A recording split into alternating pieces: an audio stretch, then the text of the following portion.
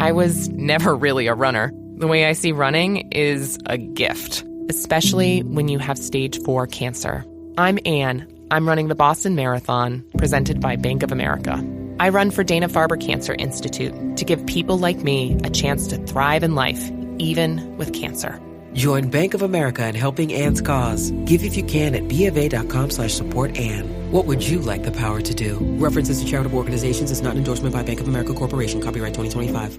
Hi, and welcome to the 10-Minute Food Truck Training Podcast. My name is Bill Moore. I am a food truck business trainer, author of Food Truck 101, Beginner to Winner, and Food Truck 201, Get Off the Truck.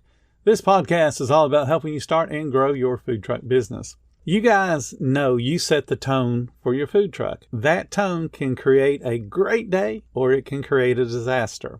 If you're part of my Facebook group, you'll have probably seen some of my Zoom videos, and you know I have very long hair, especially for my age. I'm a closet hippie, you could say. I was a teenager in the 1970s, and as a teenager in the 1970s, I was a big fan of disco. I just like fast, happy music. I always have, still do to this day. I was also kind of unusual with my music. I never played music that reflected how I felt. I only played music for how I wanted to feel. If a girl broke up with me, I didn't whine about it and play country songs for 2 days in a row. I just played the music I wanted to hear. Didn't even play the sad, sappy songs that every artist has. Somebody broke up with me, Casey and the Sunshine Band, or the Ohio Players. And as I drove around town in my 1967 Dodge Dart, didn't matter. I was playing happy music. That's what I wanted to hear. Pretty Cheerleader said, nope, don't want to go to homecoming with you. No big deal. I was playing Love Roller Coaster or Disco Inferno long before the echo of the no had ever died in my ears. Nothing got me down.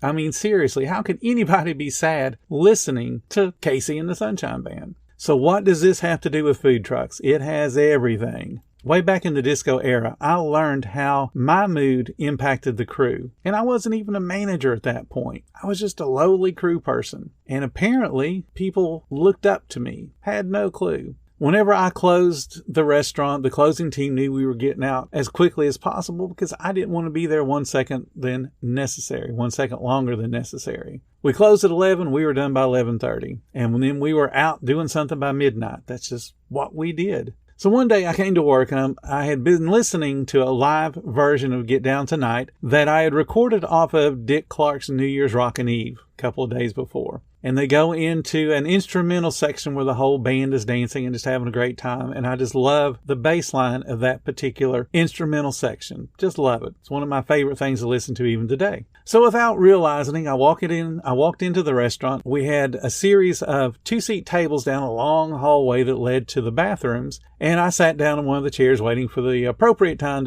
to go clock in. And I was just in my own little world, like I said, just kind of humming that bass line to myself.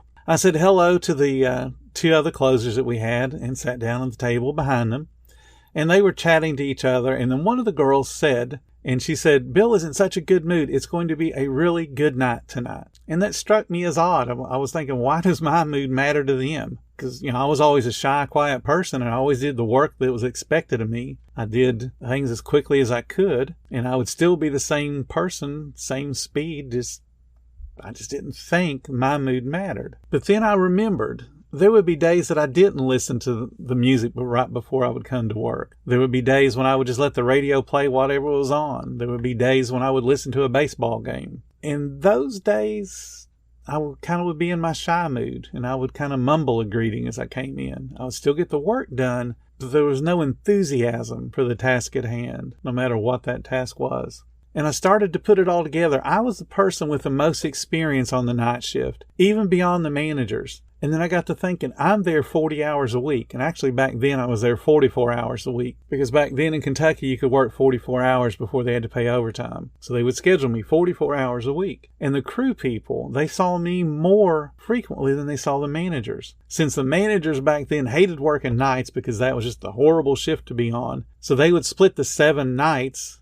One of them would work 4 and the other would work 3. But I was there 5. And a lot of times I was there 6. So I was kind of the unofficial team leader and didn't really even know it. The rest of the team looked to me to set the pace and, more importantly, to set the mood for the night. If I was in a good mood, so was everybody else. But if I was stressed, so was everybody else. I was the guy they relied on to get through the night. Not just the labor of our jobs, but the attitude towards that labor and the challenges of guest service. And you guys face that every single day. There's always the person that comes up and thinks that it is hilarious to say, y'all got beer back there, as if we haven't heard that 1,000 times. Or they walk up and stare at the menu and go, what you got that's good? We all hear those things, and they all hit us different ways. You set the mood in your food truck. Yes, things go wrong. And I've warned you, things will go wrong. The variable in this equation is your reaction to those things going wrong. You can be sad, mad, or glad. And each one of those reactions tells your staff how to act around you and how to act towards your guests. Is changing your mood as easy as listening to your favorite song? Well, that's up to you. It could be a song that just really hits you in the heart, or one that gets you to move your feet. It could be anything, but it's up to you to decide what that is. So what if your shipment of food is delayed for a whole day? Is it really worth upsetting your whole staff and all the guests that come in that particular day by being in a foul mood all day? It's so much more tiring to work a food truck when you're in a bad mood. Find your thing that puts you in the right mood for work, the right mood for leading, and the right mood for guest service. Have fun at work. You're allowed to. There's no rule out there anywhere that says you cannot love what you're doing. And there's no rule out there that says you can't let that love for your work show through. People always ask me if I'm having fun. And that's a part of me being basically a shy person. I need to let my feelings show a little bit more when I'm in a good mood so people actually know and they can kind of vibe off of my good mood. I've gotten to the point where I'm kind of old and grumpy. And in some ways, I've lost touch with that guy that used to walk the halls of my high school with a cassette recorder that was playing music that I recorded off the radio before the DJ ever started talking. As I am writing this, I'm listening to a song that just came to me while I was thinking about all the different songs I used to listen to. And this was one you guys probably never even heard of. And it's called Dance Across the Floor. And that's all it's about, is just having fun on the dance floor. And that's actually the very first song that I ever danced to in a little nightclub on 5th Avenue in Huntington, West Virginia. I'm in a good mood. I'm giving you guys the opportunity to be in a good mood. Give yourself permission to have fun and not to worry when you're at work. It's okay. No matter what's happening in your business or on your food truck right now, it's going to pass. It will be different tomorrow. Enjoy yourself today. Put a smile on your face so that you can share that smile with your staff, and then encourage your staff to share their smiles with your guests. The attitude that you bring to your truck will linger long after the short-term problem is solved. Find what it takes to have the attitude your team deserves from you as the leader of your food truck.